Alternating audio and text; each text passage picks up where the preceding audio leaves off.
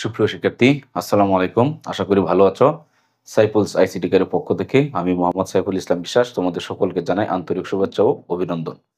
তো প্রিয় শিক্ষার্থী, তোমরা ইতিপূর্বে জেনেছো যে আমরা বুলিয়ান বীজগণিতের কিছু সূত্র নিয়ে আলোচনা করেছি। আর যে সূত্রগুলো আমাদের সরলীকরণে প্রয়োজন পড়ে।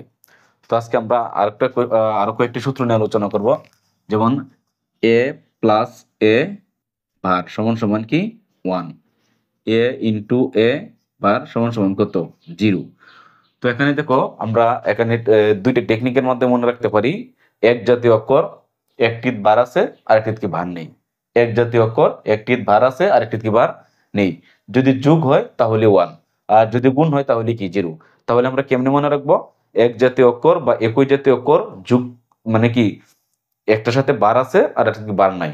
যোগ থাকলে 1, গুণ থাকলে 0। একই জাতীয় অক্ষর একটির উপর বার আছে আর একটির উপর কি বার নাই। যদি যোগ থাকে তাহলে 1, যদি গুণ থাকে তাহলে কি 0। যেমন আমরা যদি কি অন্য একটি অক্ষর দেখি b ইন্টু b বার, তাহলে আমরা কি দিতে পারি 0। x plus x bar equal to কি 1 দিতে পারি।